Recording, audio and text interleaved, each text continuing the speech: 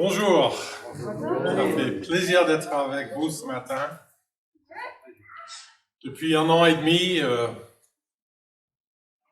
bizarrement, je fais beaucoup moins de déplacements qu'avant. J'en fais encore, mais moins. Et notamment, j'ai été en Val-de-Loire depuis le début de la pandémie, uniquement quelques fois à Cône, puisque je suis le responsable de l'église sur Cône. Mais le plus souvent, Cône participe avec l'église d'Auxerre pour les cultes par Zoom. Il y en a d'Auxerre qui sont physiquement présents dans la salle, mais ceux de Cône, ils sont tous sur Zoom. Du coup, j'ai un peu perdu le contact, mais ça fait plaisir de revoir plusieurs personnes que je connais ici. Nous allons parler aujourd'hui, ce matin et cet après-midi, du culte. Mais non du culte dans le sens de la réunion de dimanche matin, qu'on a l'habitude dans les milieux francophones d'appeler le culte. Mais on va parler du culte dans le sens biblique. La Bible n'utilise pour ainsi dire jamais le mot culte pour parler d'une réunion de l'Église. Je ne dis pas que c'est un usage problématique, mais le culte dans la Bible, c'est beaucoup plus qu'une réunion le dimanche matin. C'est une expression générale de la place de Dieu dans ma vie. Et ce que nous allons faire pour essayer de cerner un peu ce sujet, qu'est-ce qu'un culte qui glorifie Dieu? C'est regarder ce matin le culte dans l'Ancien Testament et cet après-midi, le culte dans le Nouveau Testament. Et on va découvrir qu'il y a énormément de différences et en même temps peu de différences. Vous comprendrez peut-être mieux à la fin. Le culte dans l'Ancien Testament. Quand on parle culte, on pense religion, on pense la forme de la religion dans l'Ancien Testament. Ce sont des formes avec lesquelles on n'est vraiment pas familier. Je ne sais pas pour vous, mais pour moi, voir le souverain sacrificateur habillé comme il est, voir tous ces sacrifices au temple, toute la liturgie qui va avec et tout ça, j'avoue que je ne serais pas trop à l'aise avec ça. Parce que notre forme de culte, c'est beaucoup plus relax, beaucoup plus informel. On est entre copains, on aime le Seigneur ensemble, et puis ça nous va. On est donc dans un contexte de formes très très différentes. Et c'est pour cela, justement, que j'aimerais aborder le culte dans l'Ancien Testament. Parce qu'on va découvrir qu'au-delà des formes qui sont très différentes, le fond du culte dans l'Ancien Testament n'est pas si différent que ça de ce dont nous avons l'habitude. Et pour parler du culte dans l'Ancien Testament, nous allons parler d'un livre qu'on n'a pas l'habitude de lire tous les jours, le Lévitique. Je ne vais pas essayer dans 40 minutes, théoriquement, de vous faire une étude approfondie du Lévitique. Je pourrais le faire. C'est un livre qui me passionne, que j'ai enseigné un certain nombre de fois en institut biblique. Et théoriquement, je ne l'ai pas encore terminé, mais je suis en train de rédiger un commentaire sur le Lévitique. Peut-être qu'un jour je le terminerai. Mais en tout cas, ce n'est pas notre but ce matin. Et du coup, je ne vais pas vous lire beaucoup de choses dans le Lévitique. Je vais surtout vous raconter. Et si ça vous donne envie par la suite d'approfondir le Lévitique, tant mieux.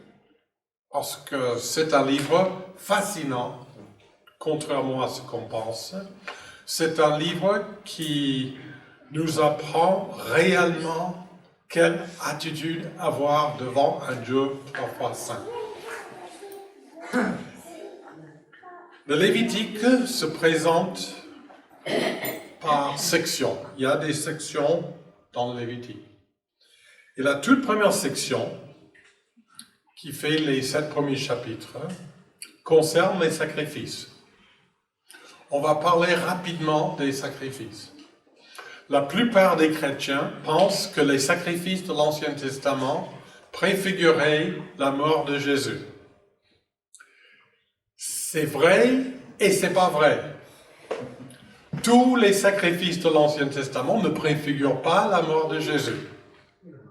Alors, pour vous simplifier, parce que si on va faire ça dans quelques minutes, on ne peut pas entrer dans tous les détails.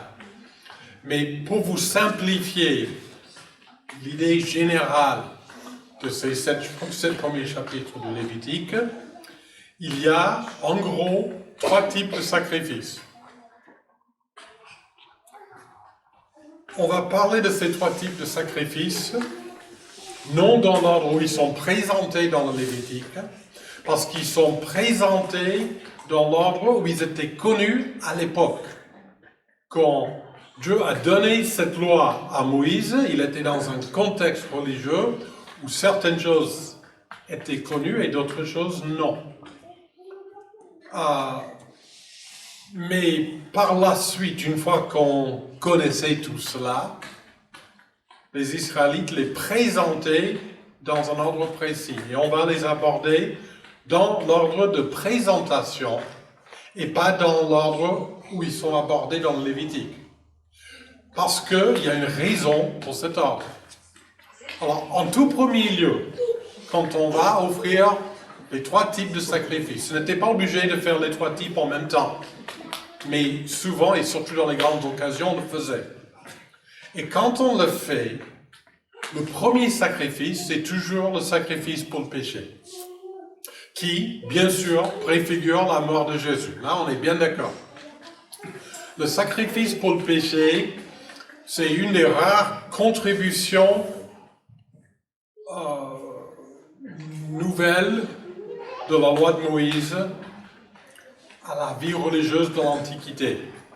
Énormément de choses qu'on retrouve dans la loi de Moïse se retrouvaient déjà dans les cultes de l'époque, surtout la loi morale mise en avant dans la Torah n'est pas bien différente de ce qu'on peut trouver dans le code Hammurabi, dans ce qu'on peut trouver dans d'autres codes d'autrefois. Parce que le principe du bien et du mal, c'est pareil pour tout le monde. Et même des aspects du culte se retrouvaient ailleurs. Mais le sacrifice pour le péché, c'était une nouveauté. La notion qu'un sacrifice précis paye le prix du péché, c'était une nouveauté.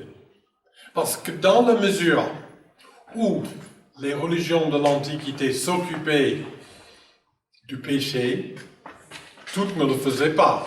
Mais dans la mesure où elles le faisaient, on estimait que c'était l'Holocauste qui paye le prix du péché. C'est-à-dire, je sacrifie un animal entièrement, et parce que j'ai payé un tel prix, en quelque sorte, je rattrape mon péché. Les holocaustes ne disparaissent pas de la loi de Moïse. On en parlera. Mais Dieu fait comprendre que ce n'est pas ça qui paye le prix du péché. Il y a tout d'abord le prix qui est payé. C'est Dieu qui met cela en place pour aider l'homme à comprendre que ce n'est pas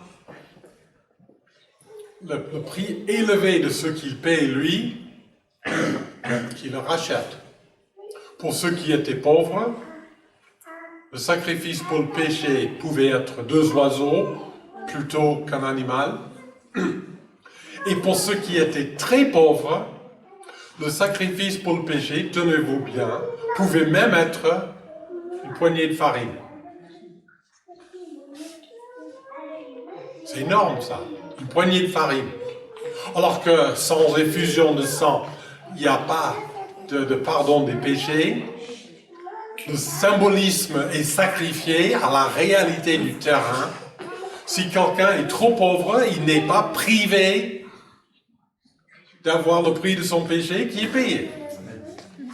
Dieu est prêt à faire des entorses au symbolisme quand la réalité du terrain l'oblige. Déjà, ça c'est un principe qu'on pourrait explorer beaucoup, on ne va pas le faire ce matin, mais souvent, on a tendance à être très inflexible dans ses façons de faire à cause du symbolisme, alors que Dieu dit le symbolisme a son utilité, mais quand le symbolisme devient un problème, on le met de côté. Donc, le prix qui est payé ne vient pas de ce que l'homme a apporté. Tu n'as pas beaucoup apporté, c'est pas grave. Parce que c'est Dieu qui fait ce sacrifice. Ensuite, vient l'Holocauste. L'Holocauste, le terme utilisé dans l'hébreu veut dire littéralement le sacrifice intégral. Le sacrifice qui est entièrement à Dieu. Le mot en soi ne signifie pas brûler, mais dans la quasi-totalité des cas, c'était comme ça. C'est-à-dire, je ne récupère rien. Le sacrifice pour le péché, j'apporte un sacrifice pour le péché, je ne récupère rien, mais les sacrificateurs vont manger une bonne partie de la viande. Mais l'Holocauste, c'est tout pour Dieu. L'Holocauste représente ma consécration entière. Je me donne entièrement à Dieu. Et ce n'est pas pour rien que l'Holocauste doit suivre le sacrifice pour le péché. Et c'est là où nous avons cette approche nouvelle dans la loi de Moïse par rapport à la pensée religieuse de l'époque. Dans la pensée religieuse de l'époque, si tu te donnes vraiment à Dieu, si tu offres un sacrifice qui coûte très très cher, tu payes le prix de ton péché. Dans la loi de Moïse, d'abord, le prix est payé, et ensuite, tu te donnes entièrement à Dieu. Et puis vient ce qu'on appelle les sacrifices de communion. Le symbolisme d'un sacrifice de communion est très variable. Ça pouvait être un sacrifice de reconnaissance, par exemple. J'ai vécu un événement heureux, donc je veux remercier le Seigneur pour cela, j'apporte un sacrifice de reconnaissance. Ce qui en fait un sacrifice de communion, c'est que j'apporte cet animal comme sacrifice. Il y a certaines parties, notamment la graisse et certains organes, qui sont brûlés. Il y a une partie de la viande qui est gardée par les sacrificateurs, mais la plus grande partie de la viande, je vais la ramener à la maison et je vais faire une fête avec les amis et on va manger ça ensemble. C'est pour ça qu'on appelle un sacrifice de communion, parce qu'on le mange ensemble.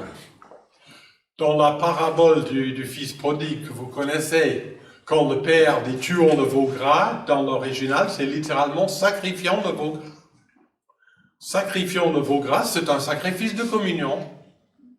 En l'occurrence, un sacrifice de reconnaissance. Et ce n'est pas perdu. Un sacrifice n'est pas forcément quelque chose que j'ai donné, que j'ai payé cher et que j'ai perdu. Un sacrifice de communion, ça peut être quelque chose où j'en profite pour faire la fête avec les copains. Mais le sacrifice de communion peut prendre beaucoup de formes différentes. L'idée générale des sacrifices, donc, ce n'est pas combien je paye. C'est l'idée qu'on se fait dans la vie moderne. Un sacrifice, c'est quelque chose qui m'a coûté. Ah, j'ai sacrifié ma jeunesse pour m'occuper de mes vieux parents, par exemple. Ou qu'est-ce que j'ai fait comme sacrifice pour me payer cette maison? Mais le principe de base dans le Lévitique des sacrifices n'est pas combien ça a coûté, mais le fait que tout est à Dieu. C'est Dieu qui paie le prix du péché. Moi, je me donne à Dieu. Et puis, tout ce que je vis, que ce soit en reconnaissance ou dans d'autres aspects de la vie, ben, ça aussi, c'est Dieu qui est au cœur de tout cela. Les sacrifices, ce n'est pas pour rien que c'est la première section du Lévitique. Et d'ailleurs, ça va donner le titre à ceux qui s'occupent de ce culte. On va les appeler des sacrificateurs parce qu'ils s'occupent des sacrifices. Mais ce n'est pas tout ce qu'il y a dans le Lévitique. La deuxième section du Lévitique, c'est un récit. Il n'y a pas beaucoup de récits dans le Lévitique. D'ailleurs, il y en a 2. Et c'est le plus long. Il fait 3 chapitres, les chapitres 8, 9 et 10. Et c'est le récit de la mise en place du sacerdoce. Tout avait été préparé dans le livre de l'Exode. On avait construit un tas de choses, le tabernacle lui-même, tout le mobilier, les vêtements pour les sacrificateurs, tout cela, c'était toute une histoire pour le préparer. Mais une fois que tout est en place, ben, il fallait le faire. Et là, je vais lire un texte dans Lévitique 8. Lors de cette mise en place du sacerdoce, parce qu'il y a une particularité que je trouve particulièrement intéressante. Lévitique 8, donc, il y a eu le sacrifice pour le péché, ensuite l'Holocauste, et puis vient le sacrifice de communion qui, ici, c'est ce qu'on appelle le sacrifice d'investiture. Ici, ça prend la forme précise d'officialiser en quelque sorte le fait qu'il devienne sacrificateur. Et je vais juste vous lire quelques versets. Lévitique 8, verset 22, il présenta le second bélier, le bélier d'investiture. Aaron et ses fils posèrent leurs mains sur la tête du bélier. Moïse l'égorgea, prit de son sang et en mit sur le lobe de l'oreille droite d'Aaron, sur le pouce de sa main droite et sur le pouce de son pied droit. Il fit avancer les fils d'Aaron. Moïse mit du sang sur le lobe de leur oreille droite, sur le pouce de leur main droite et sur le pouce de leur pied droit. Et Moïse répandit le sang sur le pourtour de l'autel. C'est bizarre. Avec ce sacrifice d'investiture, ce sacrifice qui fait d'eux des sacrificateurs, on applique le sang sur l'oreille, sur la main et sur le pied. Symboliquement, c'est très fort et l'ordre est important aussi. Cela montre en quoi consiste le rôle d'un sacrificateur. Ça commence avec l'oreille. Que fait l'oreille? Ben, il écoute. Elle écoute, pardon. Première chose qu'un sacrificateur doit faire, n'est pas offrir des sacrifices, c'est écouter. Écouter ce que dit le Seigneur. D'après le Nouveau Testament, nous sommes tous des sacrificateurs. Ça veut dire que notre premier rôle, c'est d'écouter. Et nous avons un avantage qu'eux n'avaient pas, c'est qu'il y avait très peu d'écriture à l'époque, ça commençait à peine à se faire. Nous avons la Bible entière pour écouter ce que Dieu nous dit. Je ne suis pas de ceux qui disent que Dieu ne parle plus depuis que le Nouveau Testament est terminé. Certains le disent, je ne suis pas d'accord. Néanmoins, ce que Dieu a à me dire principalement se retrouve dans sa parole. Écoutez Dieu.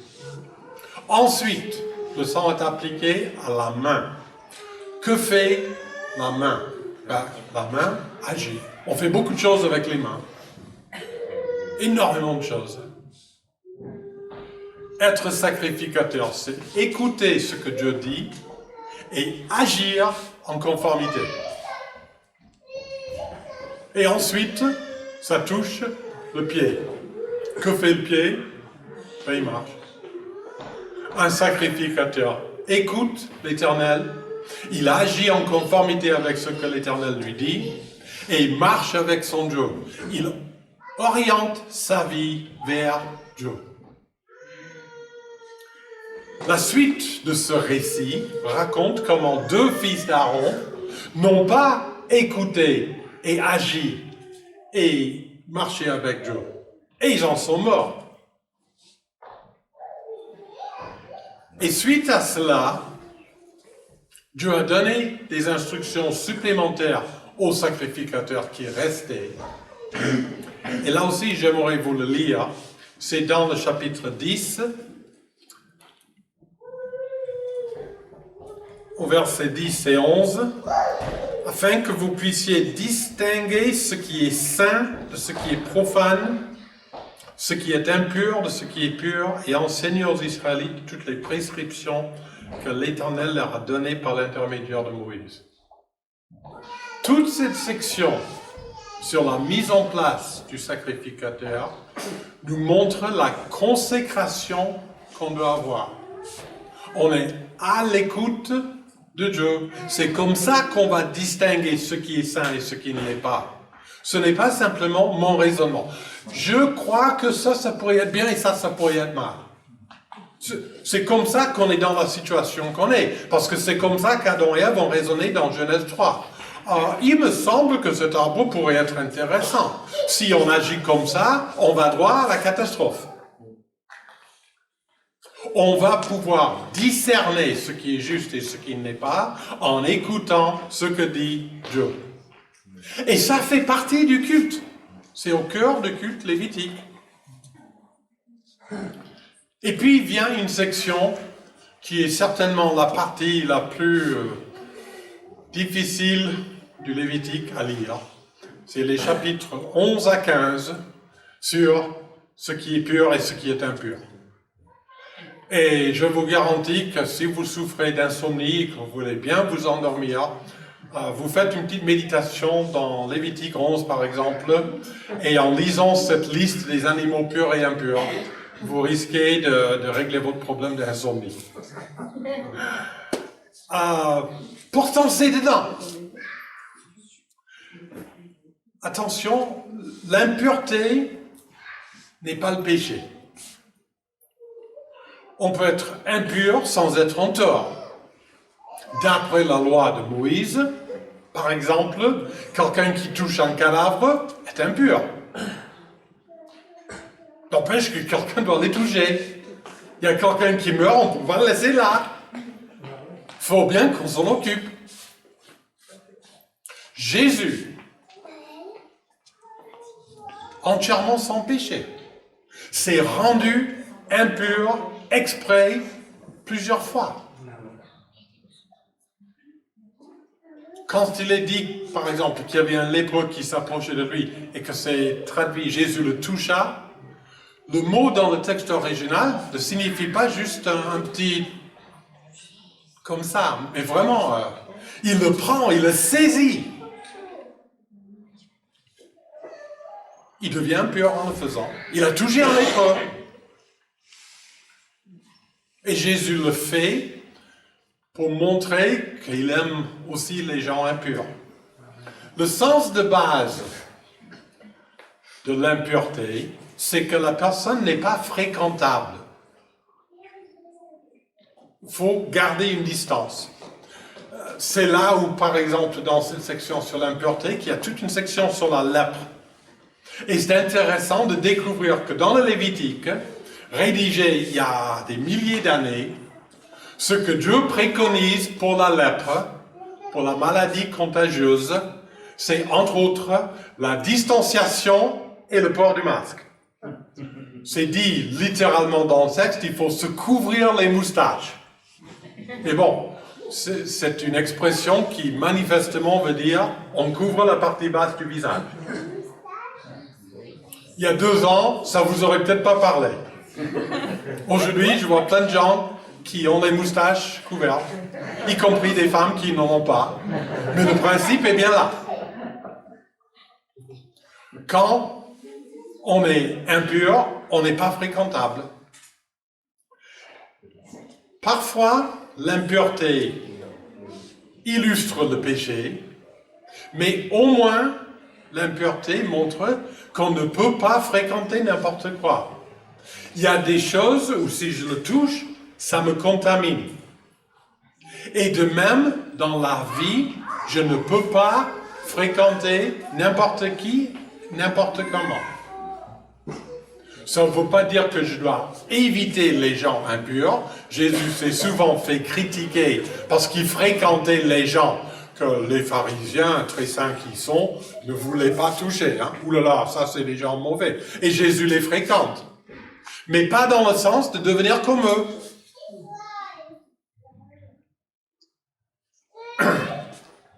Le principe de la pureté, c'est qu'on ne peut pas fréquenter n'importe quoi. Parce que ça va nous contaminer. Si on veut rester fidèle à Dieu, on doit faire très attention à ses fréquentations. Puis il y a une longue section qui ne doit étonner personne dans un livre comme le Lévitique. Ça va du chapitre 16 au chapitre 22 sur la sainteté. Là où la pureté est parfois utilisée comme illustration de la sainteté, mais cette longue section sur la sainteté, c'est bien la sainteté. Ça commence avec le jour des expiations. Et il y a plein de choses intéressantes dedans. C'est dans cette section qu'on retrouve, bien sûr, la fameuse instruction « Vous serez saints, car je suis saint ». Mais c'est aussi dans cette section qu'on trouve le non moins célèbre commandement « Tu aimeras ton prochain comme toi-même ». Il y a beaucoup de gens qui ne sont pas trop friands du Lévitique. Oula, c'est l'Ancien Testament, c'est pas pour nous. Moi, je préfère quelque chose de concret, comme « Tu aimeras ton prochain comme toi-même ». Oui, d'accord, mais c'est le Lévitique, ça. Ah bon? Eh oui. 2 fois dans le chapitre 19.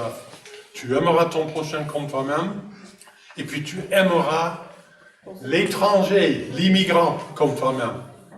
Ça, c'est une idée qui a plus de mal à passer aujourd'hui.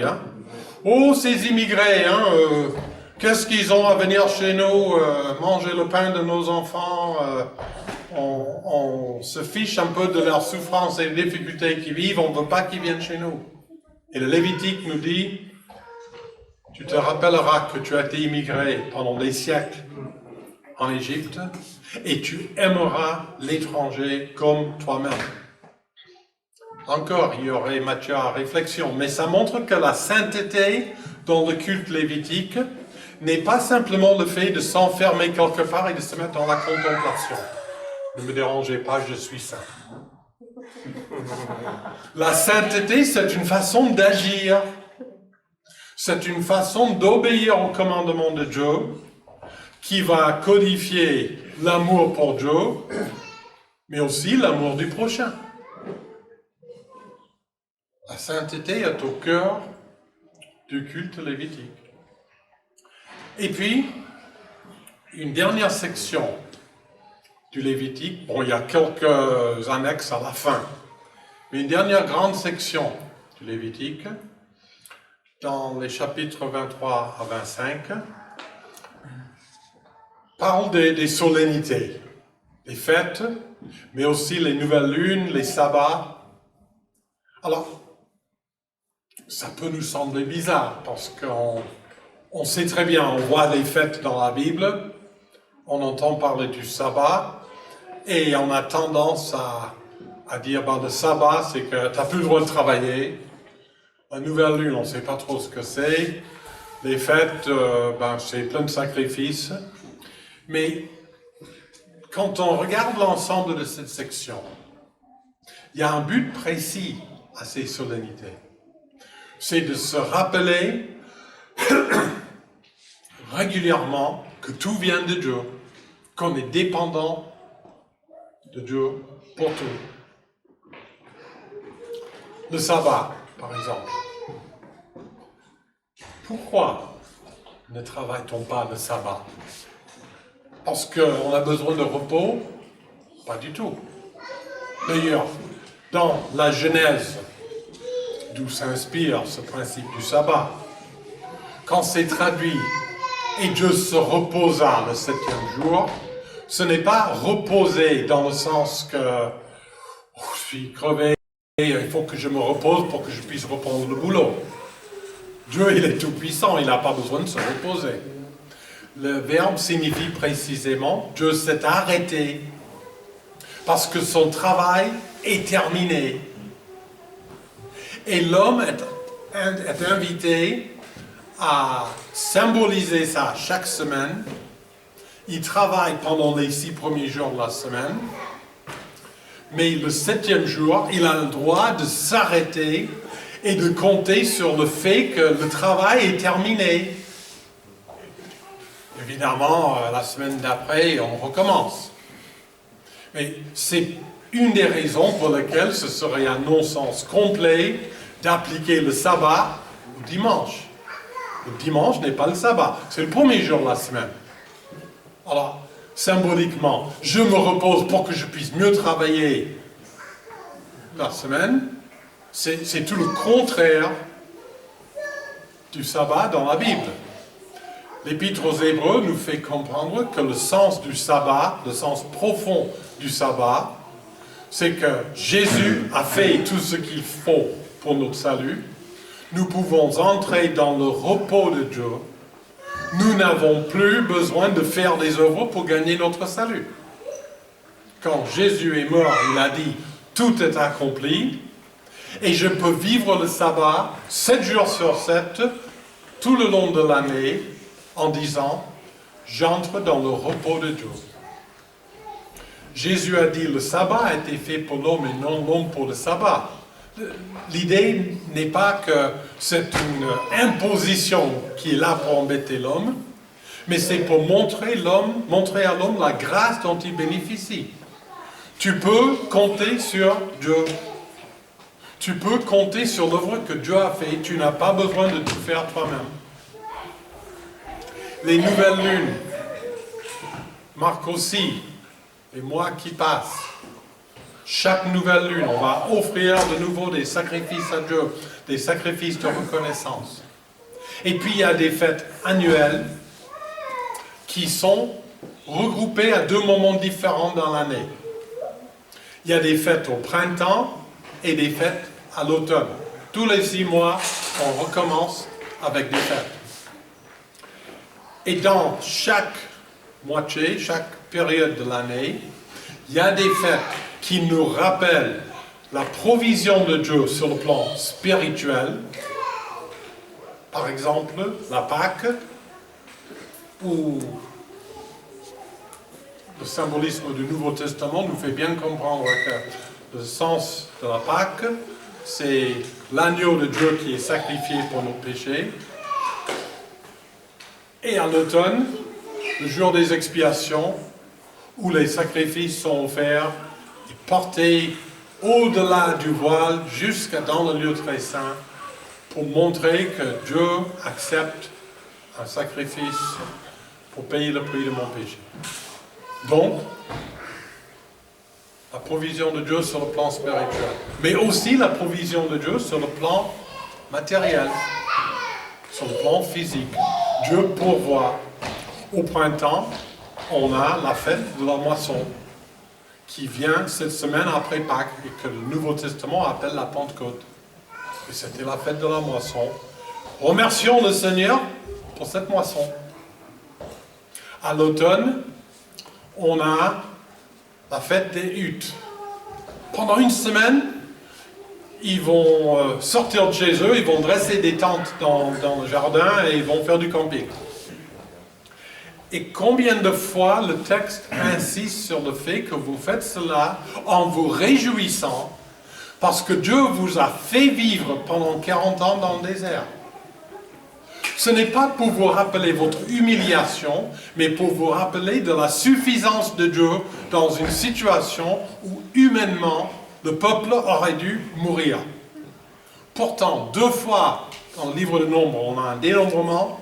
Et la deuxième fois, ils sont aussi nombreux que la première fois. Dieu vous a fait vivre. Ça aussi, ça fait partie du culte lévitique. Reconnaissance. Il est utile que l'homme soient rappelés régulièrement de la suffisance de Dieu. Chaque semaine par le sabbat, chaque mois par la nouvelle lune, et à 2 périodes différentes dans l'année, parce que on a beau le savoir, mais on est oublieux. On a besoin de revenir régulièrement sur la suffisance de Dieu. Nous avons donc dans le Lévitique un système de rites religieux qui nous est étrange. On n'a pas ces habitudes-là. Mais quand on les analyse, on découvre que le culte dans l'Ancien Testament n'est pas avant tout une question de rite. Les prophètes, par la suite, vont dire au peuple de la part de Dieu, « J'ai pas besoin de vos sacrifices, de vos sabbats, de vos nouvelles lunes. J'ai pas besoin de tout cela. » Si ces choses qui étaient censées vous aider à comprendre des principes spirituels, si vous ne comprenez rien à travers cela, si vous le faites simplement parce que ça se fait, ça ne sert à rien. Ce qui nous montre que le fond du culte lévitique n'est pas dans la forme, c'est dans l'attitude générale que ça représente envers Dieu. Tout est de lui, par lui et pour lui. C'est le sens des sacrifices. Que ce soit sur le plan spirituel, que ce soit sur le plan matériel, je suis dépendant de Dieu, je donne tout à Dieu, tout est pour lui. Je vis dans la consécration. J'écoute, j'agis et je marche avec mon Dieu. La pureté, je ne fréquente pas n'importe quoi, n'importe comment. Je n'ai pas peur de m'approcher des gens qui ont besoin du Seigneur, mais il y a fréquenter et fréquenter. Par une certaine manière de fréquenter les gens qui ne sont pas fréquentables sur le plan spirituel, je peux être contaminé aussi.